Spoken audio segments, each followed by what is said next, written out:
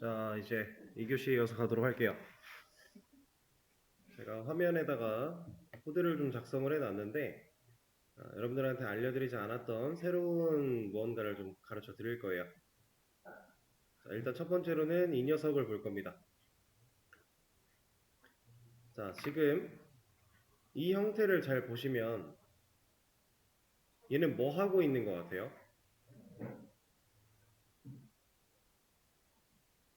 우리가 그동안 봐왔던 형태가 아니에요.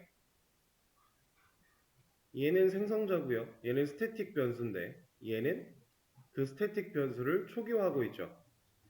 자, 이 녀석의 이름은 스태틱 초기화 블럭이라고 하는 녀석입니다. 우리가 이제 자바에서 코드를 작성할 때 중괄호로 열고 닫는 그 부분을 코드 블럭이라고 표현을 많이 하는데 스태틱 필드를 초기화할 수 있는 블럭이다 라고 해서 스태틱 초기화 블럭이라고 우리가 표현을 해요. 자, 이 녀석은 왜 사용을 해야 되냐면 만약에 여러분들이 스태틱 변수를 하나 만들어 냈어요. 근데 이 스태틱 변수가 인트 타입으로 만들었으니까 초기값 당연히 0이겠죠? 근데 얘가 초기값이 0이 아니었으면 좋겠다고 생각을 한번 해볼게요. 그러면 얘는 처음에는 0을 가지고 있을 건데 얘가 0이 아니었으면 좋겠다. 그러면 사실 우리가 할 수 있는 방법 이거밖에 없어요. 만약에 0이 아니라 10으로 시작했으면 좋겠어. 그럼 이렇게 할 수 있거든요. 명시적 초기화. 근데 우리 명시적 초기화 안 쓴다 그랬죠. 안 쓰는 이유는 여러 가지가 있지만 잘 사용하지 않는다라고 했어요. 근데 이 녀석을 실제로 초기화할 때 스태틱 변수가 가지고 있는 값을 초기화할 때 스태틱 블럭을 그냥 쓰면 돼요. 이러면 얘는 언제 실행이 되느냐? 프로그램이 딱 실행되면 스태틱 변수는 그 즉시 생성이 되죠. 객체를 만들지 않아도 얘는 생겨나요. 그리고 그렇게 생겨난 변수에게 스태틱 블럭이 일을 해서 결과를 집어넣어 주는 거예요. 자, 그러면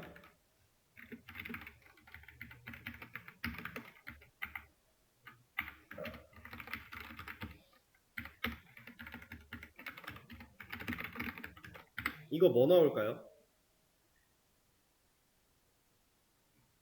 10 나올까요? 20 나올까요?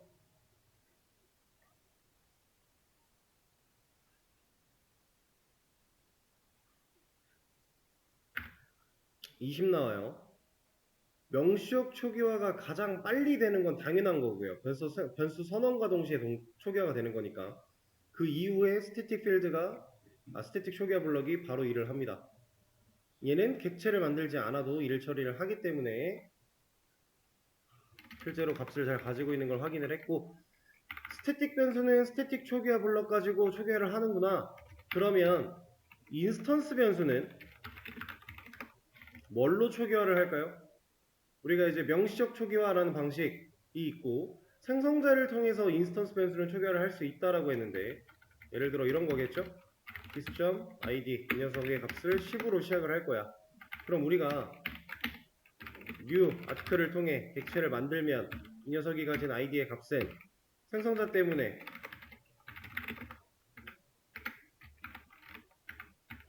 초기화가 될 거고요.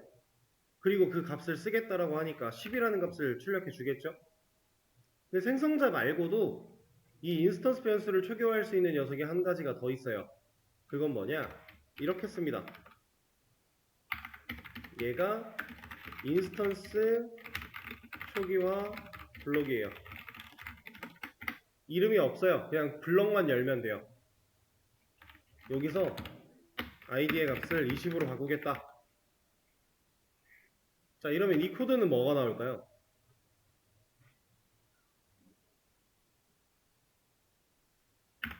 얘는 여전히 10이에요. 왜냐? 순서 때문에 그래요. 자, 인스턴스 초기화 블럭이 실행되는 시점과 스태틱 초기화 블럭이 실행되는 시점, 그리고 생성자가 실행되는 시점, 이런 것들을 다 출력을 한번 찍어 보겠습니다.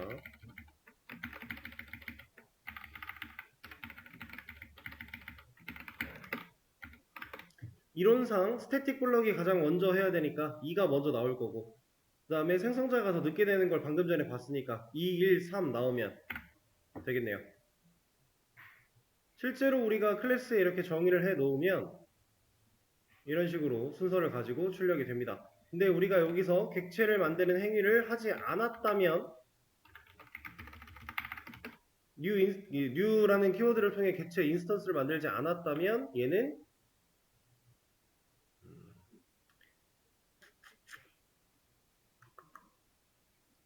이 녀석은 실행이 되긴 되는데 우리가 눈으로 확인을 할 수가 없네요. 이게 지금 실행을 눌렀을 때 아무 결과가 안 나오는 게 우리가 이 클래스에 대해서 언급하지 않았기 때문에 메모리 할당을 아예 받지 않아서 이 녀석이 이렇게 만들어져 있어요. 이걸 볼 수 있는 방법은 따로 없으니까 그냥 순서상 이가 먼저 그 다음 이거 그 다음 이거 이렇게 된다. 자, 그러면 이 인스턴스 초기화 블럭은 왜 쓸까요? 어차피 생성자라고 하는 녀석에서 이런 거 할 수 있긴 한데 굳이 이런 문법이 존재하는 이유. 자, 이 녀석은 의미 그대로 인스턴스 변수의 초기화를 담당하는 블럭입니다. 근데 얘는 생성자보다 먼저 처리가 돼요. 근데 이렇게 따지면 사실 이거 명시적 초기화랑 별반 다르지 않은 거 아닌가? 라고 느낄 수 있어요. 생성자는 변수의 초기화를 하는 경우가 대부분인 건 맞지만 그거 아닌 경우들도 물론 존재해요. 여러 가지를 할 수 있는데 인스턴스 초기화 블록도 마찬가지. 우리가 변수를 선언하고 초기화하는 이런 과정에서는 조건 처리 같은 거 못하죠. 근데 얘는 그런 거 다 할 수 있어요.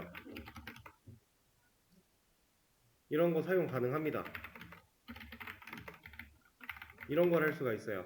그러면 이제 어떤 조건부를 통해 인스턴스 변수를 초기화를 하는데 이 초기화가 생성자보다 먼저 됐으면 좋겠어 라는 경우일 때 인스턴스 초기화 블럭을 사용할 수 있는 거예요. 각각이 가지는 의미와 특징들이 다 다르고 실제로 활용하는 사례가 다르기 때문에 이거는 그냥 개념을 알아두시면 일단 괜찮고요. 다만 우리가 실제로 코드를 작성하는 시점에서 이런 인스턴스 초기화 블럭을 사용하는 경우가 많지는 않아요. 왜냐면 엔간한 거는 생성자를 가지고 다 처리할 수 있으니까 이것보다 더 큰 의미를 가지게끔 하는 경우가 많이 없으니까. 근데 스태틱 초기화 블럭 같은 경우는 간헐적으로 사용하는 경우가 종종 있습니다. 스태틱 변수를 만들었는데 이 녀석이 초기 값이 기본 값이 아니었으면 좋겠어. 그럴 때는 이걸 써야 돼요. 스태틱 변수는 인스턴스 초기화 블럭에서 초기화를 할 수는 있지만 한번 볼까요 이거?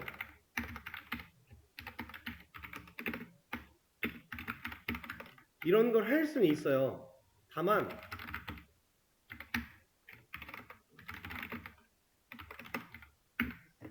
결과가 객체를 만들지 않으면 얘는 실행이 안 되는 녀석이니까 10으로 초기화를 하겠다라고 했지만 얘는 0이 나오는 거예요. 왜? 객체 만들기 전이니까. 그래서 목적과 역할이 다 다르니까 이런 개념이 있다라고 알아두시면 되고요. 그리고 제가 지금 이쪽에 적어놓은 이 코드는 특별한 코드는 아니고요.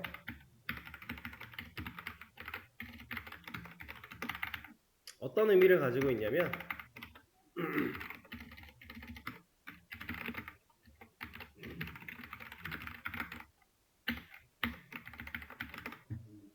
아티클 객체를 한번 만들 때마다 id라고 하는 변수는 매번 독립적으로 생겨날 거예요. 근데 그 id라는 변수의 값을 객체를 만들 때마다 일씩 증가시켜주고 싶어요. 그래서 공유 자원으로 쓸 수 있는 last id라는 변수 하나 만들어다가 스태틱 변수 만들어다가 얘를 증가시킵니다. 그리고 그 증가된 값을 여기다가 넣어요. 그럼 우리가 아티클 객체를 만들어서 인스턴스 변수인 id를 찍어보겠다라고 하면 이렇게 일씩 증가되는 로직을 만들어낼 수 있습니다. 그냥 이거 스태틱 초기화 블럭과 인스턴스 초기화 블럭 설명드릴 겸 그리고 지금 우리가 이제 배우려고 하는 리스트라는 개념을 배울 때 눈으로 좀 결과를 확인할 겸 해서 만들어 놓은 겁니다.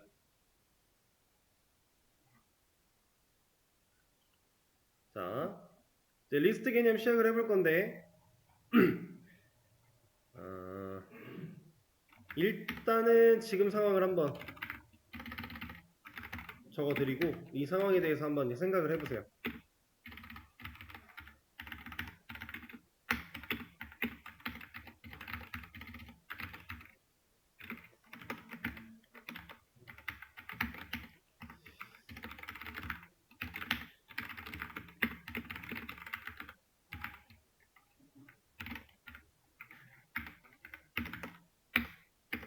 자, 제가 아티클 배열 하나를 만들어 냈고요.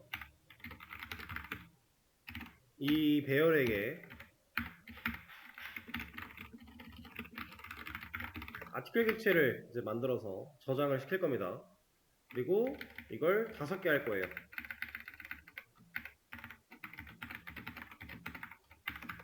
자, 이 상태에서 반복문을 통해 이 articles라는 배열이 가지고 있는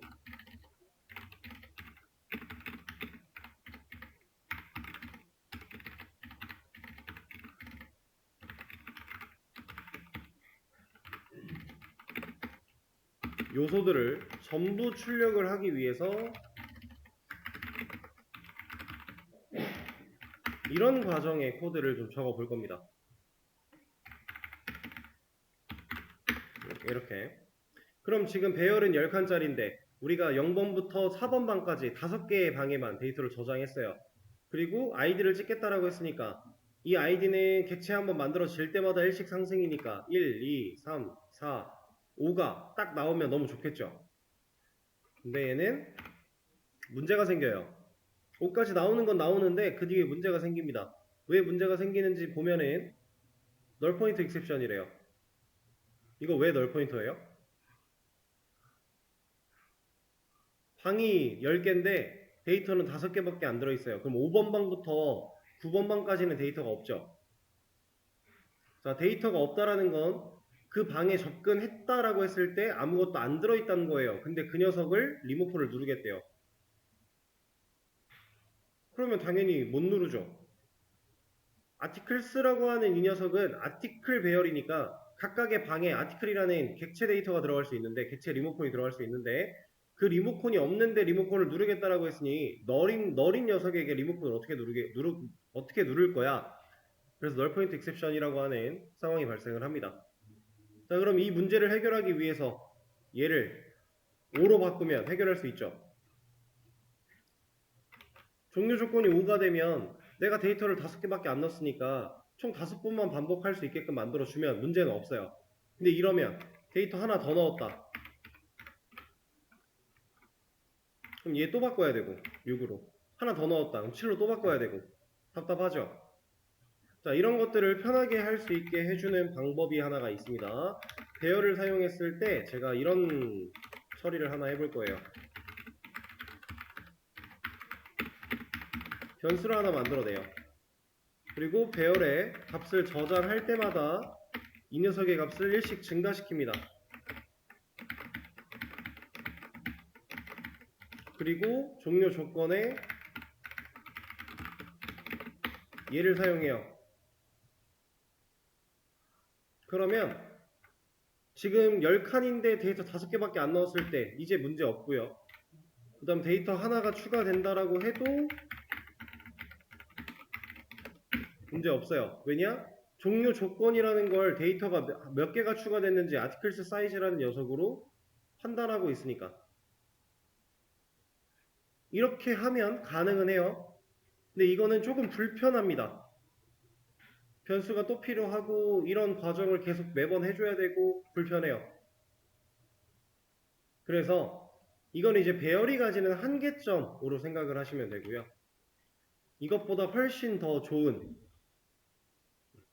리스트라는 녀석을 배워볼 겁니다. 지금 이 상황에서 배열이 가지는 한계점, 맨 처음 생성할 때 내가 몇 개의 데이터를 저장할지 공간의 개수를 정해야 한다. 그리고 이 공간의 개수를 정해놨으면 정해놓은 대로 써야지. 안 그러면 사용에 불편함이 있다. 라는 상황, 이게 배열의 상황입니다. 자, 이거를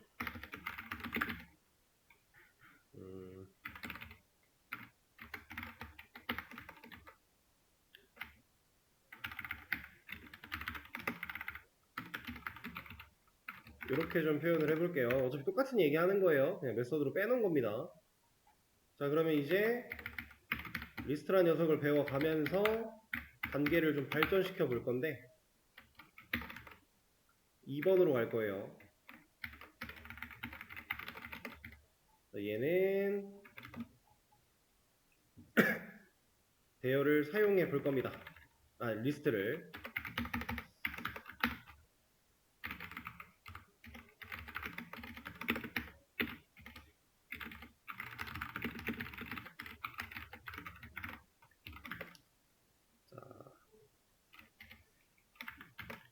지금 이 녀석 제가 리스트를 사용을 한 거예요. 근데 문제는 안 돼요. 왜 안 되는지 마우스를 올려놓고 보면은 이런 타입은 없어 라고 합니다. 왜냐면 우리가 이런 타입 만든 적 없죠. 우리는 그동안 클래스를 만들어서 사용을 해왔으니까. 근데 얘는 보시면 import라고 해서 이미 자바가 만들어 놨어요. 그럼 자바가 만들어 놓은 이 녀석을 쓰기 위해 우리는 import라는 과정을 해줘야 됩니다. 마우스를 올려서 퀵픽스에 있는 걸 사용해도 되고요. 아니면 입력하는 중간에 컨트롤 스페이스를 통해 자동 완성을 하면 임포트가 자동으로 또 되고요. 그것도 아니면 컨트롤 시프트 알파벳 O를 누르면 얘가 자동으로 또 임포트를 해줍니다. 어떤 방식을 쓰셔도 좋아요. 임포트라고 하는 이 과정을 거쳐야만 쓸 수가 있다. 그래서 얘를 이제 사용을 할 건데 얘는 어떻게 쓰느냐?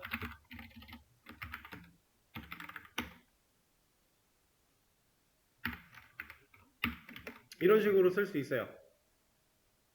지금 노란 줄이 나오는 건 일단은 무시를 해주세요. 자, 얘는 애초에 만들 때 사이즈를 지정하지 않았습니다.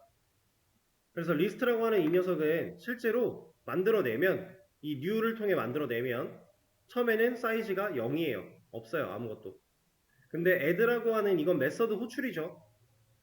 이 array list라는 클래스에 이미 만들어져 있는 메서드인데 이 add라는 메서드를 통해서 내가 인자를 넣으면 이 인자 값에 해당하는 데이터가 방에 저장이 돼요. 이렇게 방에 저장이 되면 그러니까 add라는 메서드가 한번 실행이 되면 알아서 방이 하나 생겨나는 거고요. 처음엔 아무것도 없던 녀석이 방이 하나 생겨나서 얘는 0번 방이 되고 여기에 0이라는 데이터를 저장을 합니다. add를 한 번 더 하면 1번 방이라는 게 생겨나고 여기에도 저장을 할 수 있어요.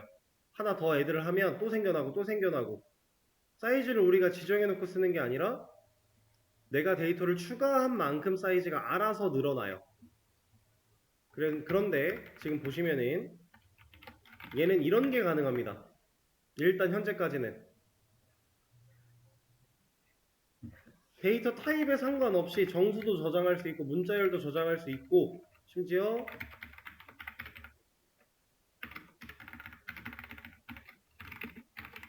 객체도 저장할 수 있어요.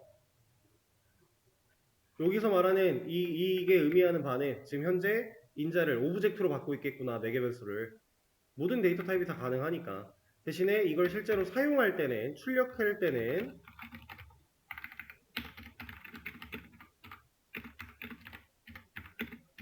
지금은 데이터가 3개밖에 없으니까 이렇게 일단 표기를 하고 출력을 할 때는 articles가 가지고 있는 get이라고 하는 메서드를 통해 출력을 할 건데 이렇게 출력된 데이터를 우리가 실제로 사용할 때 형태를 변환하지 않으면 할 수가 없겠죠. 만약에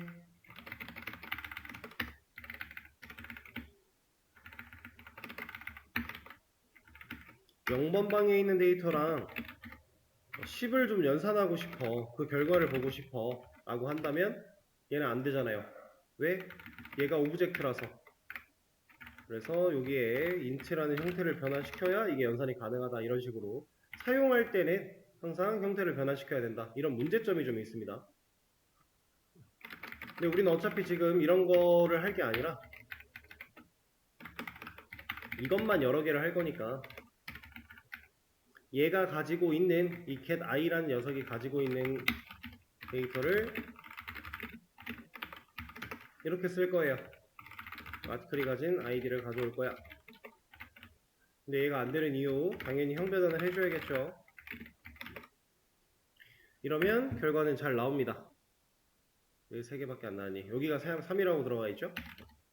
그리고 이렇게 자동으로 애들을 쓸 때마다 증가되는 어레이 리스트 같은 경우는 메서드에 사이즈라고 하는 녀석이 있어요. 얘는 알아서 얘가 가진 사이즈를 가져옵니다. 그럼 배열이랑 다르게 지금 벌써 편한 거는 내가 이 데이터가 몇 개 저장되어 있는지 개수를 엄청나게 힘들게 저장할 필요가 없고 초기에 몇 개인지 한 개를 정할 필요도 없고 이런 장점들이 존재하는 거죠. 자, 근데 이렇게 쓰는 리스트 방식은 사실 좋은 방식은 아니에요. 그래서 한 번 더 발전을 시킬 건데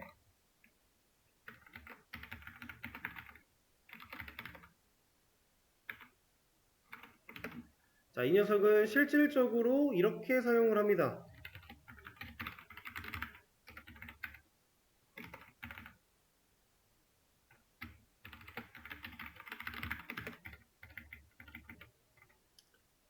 자, 여기 지금 꺽쇠가 하나 튀어나와가지고 그 안에 아티클이라고 하는 데이터 타입을 넣고 있어요. 얘를 가지고 우리가 이제 뭐라고 표현을 하냐면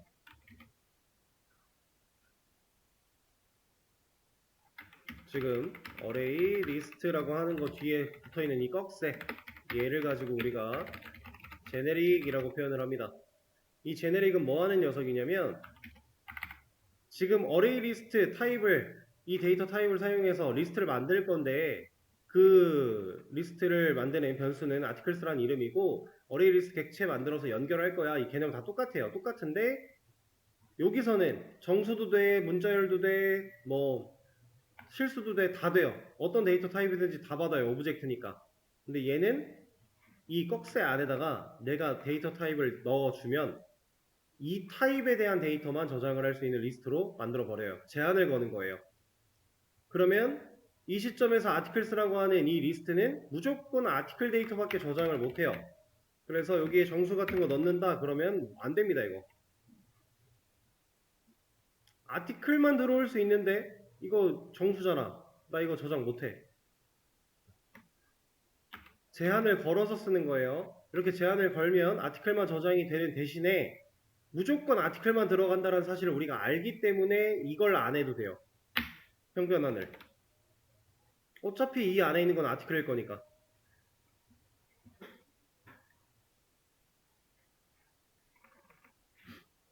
이게 제너릭에 대한 내용입니다. 사실 이 녀석은 알아야 될 게 더 많지만 일단은 이 제너릭에 대해서 간단하게 내가 사용하고자 하는 타입을 지정해서 제한을 걸어두는 문법이 제너릭이다. 아무 때나 쓸 수 있는 건 아니고요. 이걸 쓸 수 있게끔 만들어져 있는 녀석들만 쓸 수 있어요. 근데 이건 우리가 직접 만들 수도 있어요. 우리가 만드는 이런 아티클 같은 클래스에도 저런 제너릭을 적용시킬 수가 있습니다. 자, 그리고 이것도 사실 이렇게 사용 안 해요. 똑같은 처리를 하고 싶다라고 했을 때 한 단계 더 발전시켜서 실질적으로 사용을 많이 하게 되는데 최종적인 방법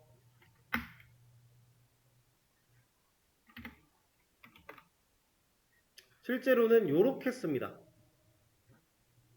지금 여기 리스트가 안 되는 이유 얘도 타입이 없어서예요. 근데 이것도 제공받는 게 있죠. 임포트를 해주면 된다는 얘기고 그럼 리스트 타입 여기 임포트는 상단에 존재하게 돼요. 리스트와 어레이 리스트. 자, 근데 아티클스의 타입이 리스트고 제너릭을 적었는데 어레이 리스트 객체가 연결이 된대요. 그리고 얘는 지금 제너릭도 비어 있어요. 자, 이걸 보고 알 수 있는 거. 어레이 리스트는 리스트를 상속받고 있겠구나. 당연한 얘기죠. 그러니까 포함 관계 서로 다른 타입인데 적용이 가능한 거겠죠. 그리고 앞에 제너릭이 있는데 뒤에는 빈 꺽쇠만 있어요. 이건 뭘 뜻하냐면 앞에서 제너릭을 정해 놓으면요. 어차피 타입이 이걸로 지정됐기 때문에 뒤에는 생략해도 되는 거예요. 이게 써 있는 거랑 똑같아요, 지금. 그러니까 굳이 양쪽을 다 쓸 필요 없이 이렇게 많이들 사용을 합니다, 실제로. 자, 이렇게 만들어진 리스트는 우리가 지금 배웠던 리스트의 개념과 동일해요. add라는 메서드, get이라는 메서드, 이거 말고도 메서드 종류가 되게 많습니다. 그걸 통해 데이터를 저장할 수 있고요. 그리고 그렇게 저장된 데이터를 get으로 가져올 수 있고요. size라는 메서드를 통해서 얘가 가진 크기를 알 수 있고요. 기본적인 개념은 배열과 다를 바가 없어요. 배열이 가지고 있는 특징들과 거의 다 똑같은 게 리스트인데 배열이랑 다른 점은 뭐냐면 얘는 개수를 정해서 써야 된다. 칸 개수를 만들 때 정의를 정해야 된다. 얘는 그런 거 필요 없다. 그리고 얘는 개수만큼 전부 다 데이터가 들어가지 않으면 일반적인 반복문으로 순회를 했을 때 문제가 생길 수 있다. 근데 얘는 사이즈가 있어서 그런 거 없다. 좀 편하죠? 배열보다 리스트가 훨씬 편합니다. 실제로 순서의 의미를 가지는 복수계의 데이터를 저장을 할 때 자바에서는 배열보다는 리스트를 많이 사용을 해요. 그래서 이렇게 리스트에 대한 개념 알아봤는데 여러분들이 직접 이 리스트에 대해서 검색을 해 보셔야 돼요. 리스트에서 사용할 수 있는 메서드의 종류 이런 것들을 검색해서 한번 훑어보시고 외울 필요는 없어요. 근데 한번 훑어보면 나중에 리스트에 이런 기능이 있지 않았나? 이런 기능이 있었던 것 같은데 딱 요 정도면 돼요. 그러면 그 기능을 우리가 검색해서 찾아볼 수 있으니까. 저도 리스트 안에서 쓸 수 있는 메서드들 중에서 주로 사용하는 것들 빼고는 다 기억하고 있지 않습니다. 되게 많아요, 뭐가. 대략적으로 한 4~5개, 대여섯 개 정도만 기억을 하고 있어도 무방하다. 이렇게 리스트에 대한 개념 알아봤는데, 자, 이 개념을 사용해서, 이제 아니다, 이 개념을 사용하지 말죠. 얘는 이렇게 설명을 좀 드리도록 하고, 정리된 거는 수업 페이지 하나 올려드릴 거니까, 못 따라쳤다고 걱정하실 필요는 없어요. 자, 이제 향상된 폼은 배워볼 겁니다. 리스트까지 배웠으니까 이제 향상된 폼이라는 걸 배워서 우리가 배열이나 리스트 같은 이런 복수계 데이터를 순회해서 데이터를 확인하는 그런 문법을 알려드릴 거예요. 자, 일단은 배열 가지고 먼저 얘기를 해보죠.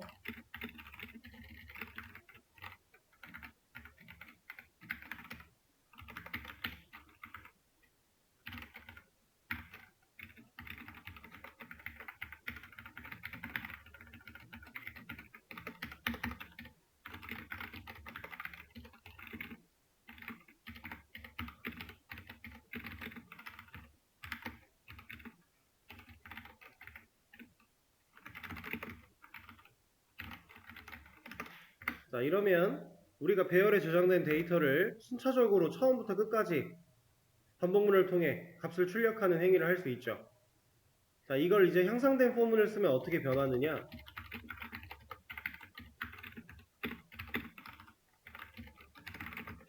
이러면 똑같은 일이 벌어져요. 이게 향상된 포문이에요. 자, 뭐가 좋아졌느냐? 일단 안에 쓰여지는 워딩들이 되게 심플해졌고요. 그리고 출력할 때 사용하는 방식도 되게 심플해졌고요. 전반적으로 되게 간결해져요. 이 간결함 어떤 의미를 가지는지 알려드릴 겁니다. 향상된 포문은 일단 두 가지를 적는데 콜론을 기반으로 해서 좌변과 우변을 적어주게 되는데 우변에는 반복을 돌릴 때 사용할 요소를 적어주는 곳이에요. 우리가 배열이나 리스트 같은 것들은 같은 데이터 타입의 데이터들을 복수계 저장을 할 때 쓰죠. 사용자 정의 객체처럼 우리가 아티클 클래스 이런 거 만드는 것처럼 클래스를 만들어 놓으면 여기에는 뭐 인트 데이터가 있을 수도 있고 스트링도 있을 수 있고 섞여 있잖아요.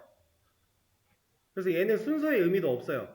근데 리스트나 배열은 순서의 의미가 있고 0번, 1번, 인덱스 이런 걸로 되어 있으니까 순서의 의미도 있고 복수계 데이터가 같은 타입으로 들어가 있는 이런 녀석을 이제 이 향상된 포문의 우변에 위치시킬 수 있는 거예요. 반복할 수 있는 요소라고 보면 좋겠죠.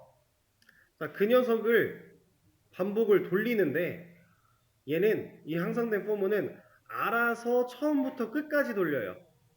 얘가 0번 방부터 2번 방까지 있으니까 알아서 0번 방부터 2번 방까지 총 3번 돌려줍니다. 근데 돌리는 그 와중에 얘가 가지고 있는 첫 번째 0번 방에 있는 데이터를 좌변에 있는 이 변수에 꽂아요. 그러면 n이라고 하는 이 변수는 어레이의 0번에 있는 데이터를 가졌다라고 보는 겁니다. 그 데이터를 출력에 활용하겠다라고 하니까 10 잘 나오는 거고요. 알아서 반복하고 나면 다음 거 돌아요. 1번 방 또 꽂아요.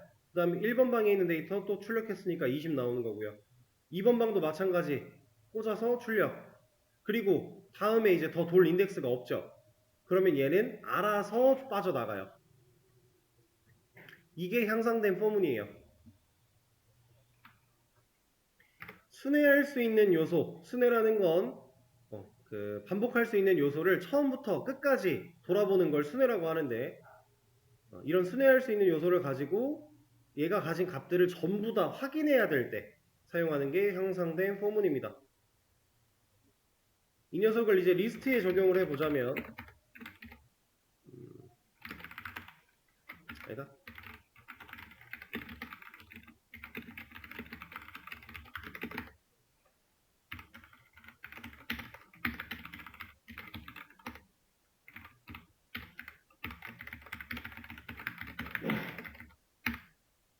똑같아요, 방식은. 지금 리스트의 제너릭을 제가 인티저라고 했어요. 이제 이거 하나 말씀드려야겠다. 제너릭에 우리가 이제 사용하고자 하는 타입을 지정해서 적어주는 건데, 이 꺽쇠 안에는 기본 자료형 타입을 넣을 수 없어요. 그러니까 무슨 말이냐면 이게 안 돼요. 이런 건 못 써요. 근데 우리가 기본 자료형 타입 8가지는 전부 다 원형 클래스가 존재한다라고 했어요. 그 원형 클래스로 넣어주면 돼요. 그래서 인트를 넣으려고 인티저라고 넣어준 겁니다. 이렇게 해주면은 이 리스트 안에 들어있는 데이터는 실제로 인트 값이니까 이렇게 넣어주면 돼요. 그러면 사용하는 방식 똑같아요. 근데 이게 인트만 자꾸 보여드리니까 그러면 인트만 되나? 라고 생각하실 수도 있을 것 같아서 제가 이런 걸로도 보여드려 볼게요.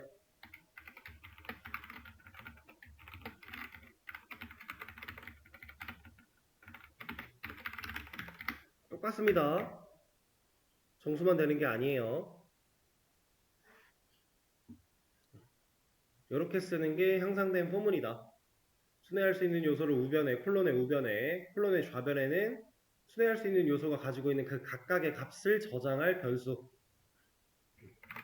얘를 쓸 때 주의해야 될 사항 같은 거라면 이 순회할 수 있는 요소가 가진 데이터가 어떤 타입인지를 명확하게 알아야 되고요. 그 타입의 변수로 꼭 넣어줘야겠죠? 당연히 여기가 뭐 인트가 돼버리면은 이건 잘못되는 거니까. 어레이 1이라고 하는 녀석은 스트링 데이터를 가지고 있는데 얘를 지금 여기다가 꽂아야 돼요. 이 요소를, 값을. 근데 얘는 지금 인트잖아요. 그러면 얘 스트링이 인트로 어떻게 저장이 되겠니? 라고 하는 거죠.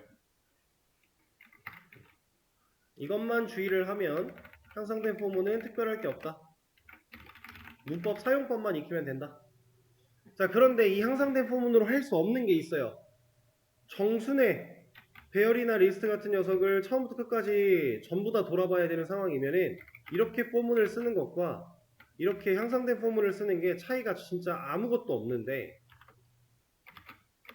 둘이 똑같은데 똑같은 역할을 하는 건데 정순회가 아니라 이렇게 0부터 흘러가는 게 아니라 마지막부터 0으로 와야 되는 역순회라면 얘로는 못해요. 얘는 아예 방향이 처음부터 끝까지로 정해져 있어요. 그래서 향상된 포문으로는 역순회를 못하니까 만약에 역순회가 하고 싶다면 이 리스트를 예를 들어서 역순회가 하고 싶다면 우리가 알고 있던 방식을 그대로 써야 돼요.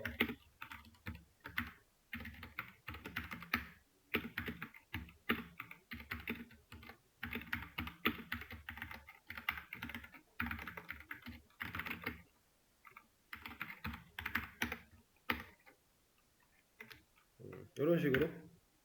이러면 이제 역순회를 할 수 있습니다.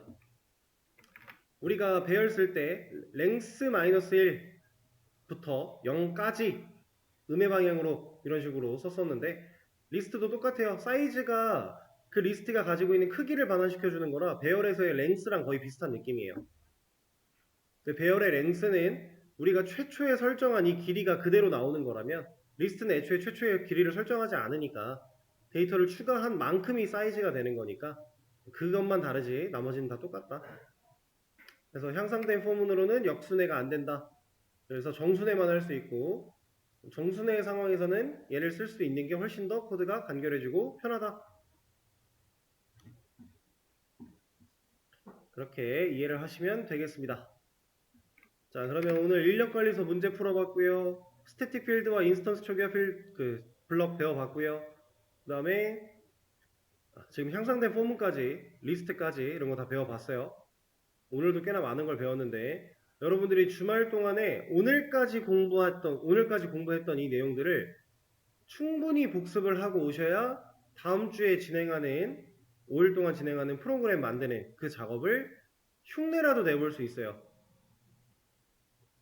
만약에 지금까지 공부했던 내용이 머릿속에서 하나도 정리가 안 됐다, 뭐 중간중간에 빵꾸가 이만큼씩 났다, 그러면 다음 주에 프로그램 만들 때 제 코드 따라치는 클론 코딩밖에 할 수 있는 게 없을 거예요. 여러분들이 직접 생각해서 문제를 해결하고 이런 과정이 필요한데 생각을 해도 결과가 떠오르지 않을 겁니다. 그래서 일단은 이 문법적인 것들은 당연히 숙달이 돼야 되고 그 문법을 활용해서 로직을 떠올리는 그 생각하는 방법도 되게 중요하고요. 그래서 이번 주는 좀 바쁘게 공부를 좀 해주셔야 다음 주가 수월할 테니 열심히 복습을 해주시길 바란다라는 내용을 마지막으로 오늘 수업은 마무리를 하도록 하겠습니다. 고생하셨어요.